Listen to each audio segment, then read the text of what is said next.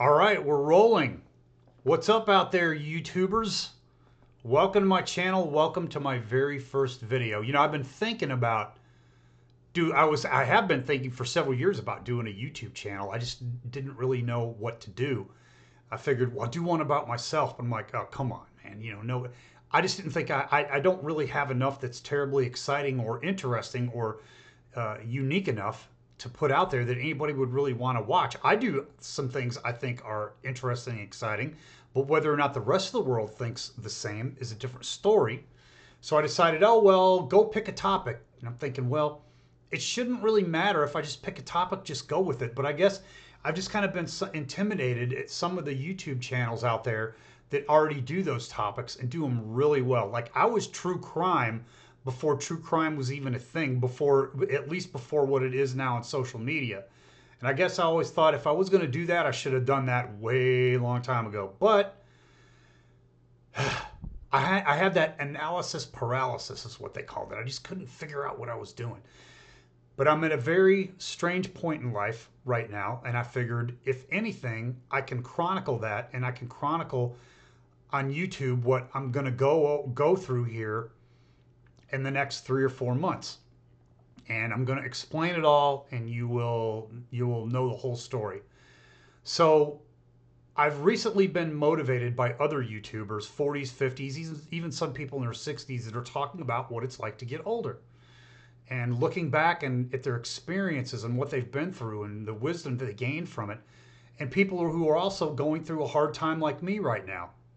A really tough time. I appreciate it. It's been nothing short of therapeutic. So I decided, number one, I'm going to give back. Maybe some of you will get something out of the videos that I am going to record and the things that I am currently going through. I always figured you need a sizable enough audience of younger people to be successful. So you know, see some of these young people out there, they have these channels. Some of them do outrageous things. Some of them do outrageous things for all the wrong reasons. Some of them are very flamboyant, extravagant, over the top, and they're young and it's appealing. And even when I was young, I couldn't be like that. That wasn't me. You know, I guess you could say I'm just, you know, sort of boring, but I'm okay with boring. It's that old song, "It's hip to be square." I'm okay with that. Totally okay with that. Always have been. So anyway, here's what I suggest, because this is what I know to be true. Find your favorite older YouTube. If you're a younger person watching this, find your favorite older YouTube. Subscribe to them. Catch up with them every now and then. You just might get something out of it, because I think that I can connect with younger people just as long, and older people can connect with younger people as long as you're not preachy. Younger people get preached at way too much. I did. And if you were to come at me when I was younger and be preachy about stuff, I'd tune you right out. In one ear and out the other. I didn't care what you had to say. I didn't want to be preached at. I didn't even want to told something like that. And it really is kind of off-putting. It's even off-putting these days. So anyway, you're also going to say something, all of you younger people out there, to yourself. You're going to say something when you get older. It's what we all say. And it's just going to happen. And that is, you're going to wish you knew what you know now when you were younger. Trust me, it all happens that way. You always get that feeling.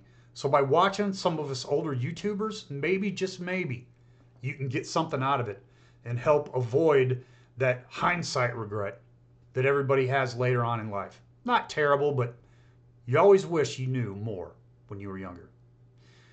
All right, so let's get down to my situation. I'm 55 years old, single white male, never been married, never had any kids. There's reasons for that. Maybe I'll make another video about that someday, talking about that. I lost my job back in August of 23, a job that I had for 5 years through a competitor acquisition. They took some of us, left some of us, and I was the one who got left. Most of the company leadership got left behind, got laid off, just like me. After 500 resumes and 6 interviews, I just haven't been able to land anything. And older people have a difficult enough time in a healthy job market finding something, much less a terrible one. There's a meme going around right now, LinkedIn. You may have seen it, you might not. So somebody, it's a younger woman, much younger than me, and it has that border, that outline around her picture, and usually how it's so to signify something which you champion or something of which you're in support. Well, hers just said the word desperate. Man, do I know what she's going through, and I very much appreciate her transparency and her willingness to share that. It really is something. No one wants to say they're desperate. I'm not desperate. We'll get to that more in just a moment. My situation is probably a little bit better than hers. I have some options. So anyway, uh, I'm very experienced and qualified, but I still can't seem to find anything. I'm not the only one. Meaning, not only cannot I find something as an older person, younger people are having a hard time out there, right? You might say, why don't you just start applying for entry level jobs and not only trying to stick to applying for the jobs to which you're used to getting paid? And the answer is because at my age, 55 years old, anywhere over 50 trying to get an entry level job is basically uh, pointless. You're not going to get hired. It's just not going to happen. Maybe it's out there somewhere, but are you going to find it before you're dumpster diving for your food? Maybe not. So once you hit 50, and this sounds really terse, but the professional world, unless you're a partner or you're C-level executive, the professional world just basically considers you depleted and worthless. Only some people get out of that. I don't. And you could say, well, why don't you just go get any job you can? And I consider those sustenance jobs because they're just jobs that you hang on to sustain you until you can get something else. And it's pretty much, to be a little bit more definitive, living paycheck to paycheck. I'm used to not having to do that with what I call a prosperity job. It's allowed me to prosper. It's allowed me to save money, to, uh, you know, just to prosper. I don't need to go into it. The word says it all. The words say it all. So I haven't gotten that sustenance job for a couple of reasons. First of all, it's not as easy as you think. When you're employed, you think, oh, well, if I ever become unemployed, I could go do all this other stuff. It's not as easy as you think. That's cynicism for these reasons. I started to look for a sustenance job back in May, June. I filled out a bunch of applications. One was for a janitor, but the thing is you had to have experience being a janitor. I've never been a janitor. And I wanted to be a janitor because I'm like, if I could just get to some office building somewhere at night, I could just do my work in peace, have nobody around me that I got to put up with, get my stuff done, and be done with it, be finished with it. But I don't have any experience, so I can't get a job as a janitor. So, okay, go to a gas station. Let's take that for example. You've got to dumb yourself down. Am I supposed to tell them that I have a master's degree? Probably not. So I should tell them I have a bachelor's degree? Probably not. Not a good idea. They're going to see right through you. You're just here to get this job to sustain you until you get another one. And they would be absolutely 100% right. And they'll see right through you. And even if I tell them that I only have some junior college, they're going to look at you or look at me and say, well, you look like you've been fairly prosperous. Why are you here? They're going to be suspect. So for all these reasons, it's not as easy to just get a job doing anything that you might think. So that's why I just continued on with trying to find another job, a prosperous job, what I'm used to making. I don't even care if I make a little bit less.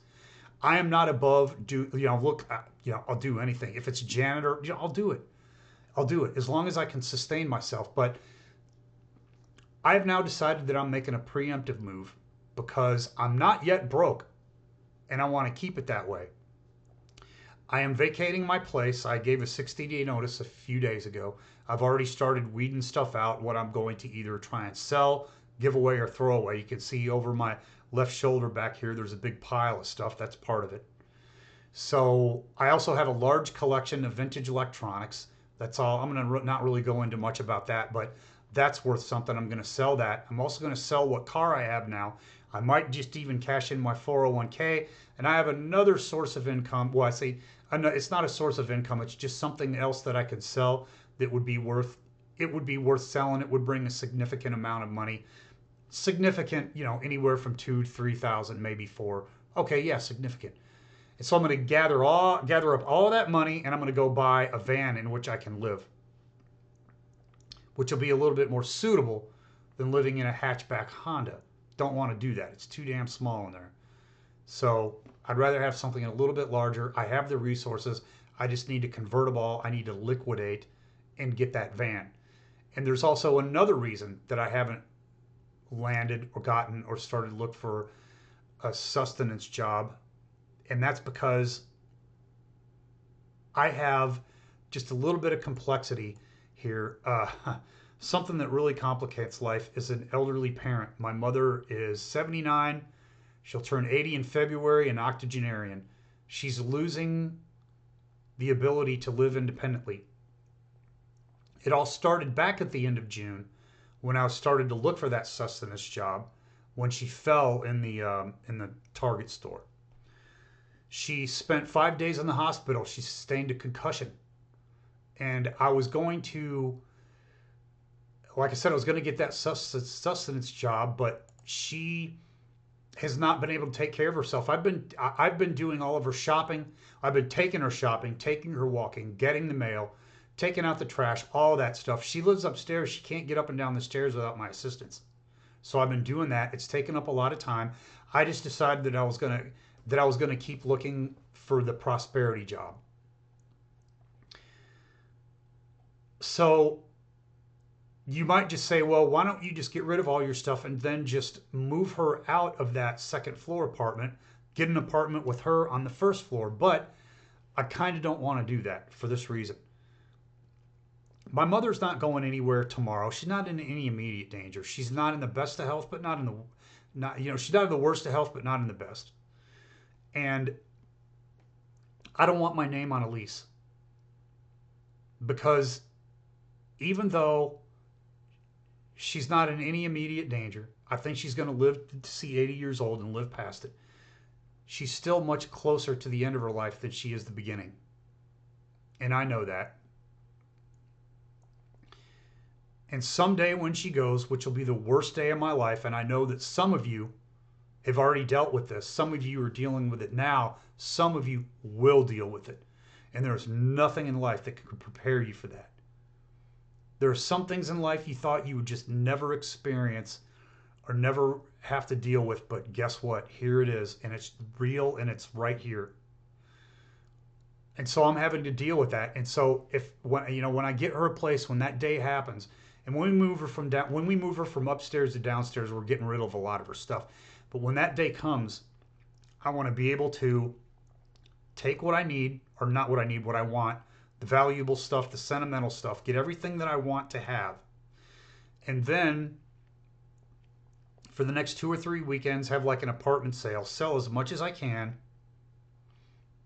And then I'm just going to give the key to the management office and be done with it. I'm going to walk away and I'm never going to go back. Now listen, I don't want her 30-year-old microwave stand. I don't want that. Even if I had room for it, I don't want it. But when I give those keys to the apartment staff, you know what they're going to do. They're going to put all her stuff out. They're going to put all of her stuff out in the street. And it's going to be like my mother is out in the street. And I don't want to see that. And then if I'm not on the lease, they can't come after me for it. They can't say, we're going to charge you thousands of dollars because you didn't remove all this stuff from the home. They're not going to be able to touch me. I won't even be on the lease. So sue her if you need to, report it to her credit. I can assure you it's not going to matter. So that's my plan. That's my situation. So here's my outlook. I'm looking at this as a new start. Life in your 50s it's not over. And I've heard that from a lot of people, and it's true. I actually have plans as I move out of here and move into a van for future prosperity. Hopefully I'll land that job I'm looking for, but if I don't, I'm starting to make other plans right now that are going to take some time to implement, but implement them I will. I'm not trying to come off by offering myself as some sad sack, hard luck story guy. That's not what I'm trying to do here, and I hope I haven't come off like that. It's just a very tough time in life right now. And I'm going to roll with life's punches because that's all I can do. And I think I just quoted some song lyrics, but anyway, I can actually name the songs. Anyway, I'm looking forward to not having to pay rent every month. Now, I've had a prosperity job and it's been great to where I don't have to worry about how the bills are getting paid, which isn't to say imply that I'm terribly wealthy. I don't spend a lot. Not on clothes, not on food. This shirt, it's a Van Heusen baby, JC Penney. Yes, I wear age appropriate clothing. I have a couple of Johnson and Murphy shirts in there.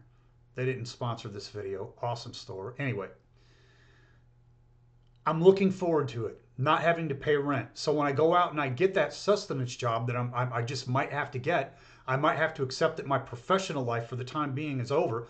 When I go get that sustenance job, it'll be enough to pay the bills, maybe even prosper and save a little money. I can go work that 40, hopefully only 40 hours, get that sustenance job paycheck, but then again, I won't have rent to pay. That big, huge chunk out of your budget every month is something I won't have to pay. That'll be nice for a change, even if it means van living or not, right? So anyway, stay tuned. I'm going to go through all of this with you. I'm not sure how long this channel is going to last, but maybe somebody can get something out of my adversity, what I'm dealing with. I'm going to post how I feel, what I'm doing, the emotion of it all, and hopefully help somebody in the process. Please consider subscribing or liking the channel or liking the video. If you like the video, yes, it helps me, so does subscribing, but liking the video helps you too, because, or disliking videos. Either way, it'll help you because you can know what you've already watched. Before I was in the habit of doing that, I started to watch countless times. I started to watch videos. I realized 5-10 minutes into it, I had already seen. So you don't waste any of your time. And the older you get, the less time you have to waste, right? Anyway, so we're at 17 minutes. I wanted to go 15, but I'm not doing too bad. Thanks for sticking around through the whole video, and I will see you in the next one. Thank you. Talk to you later.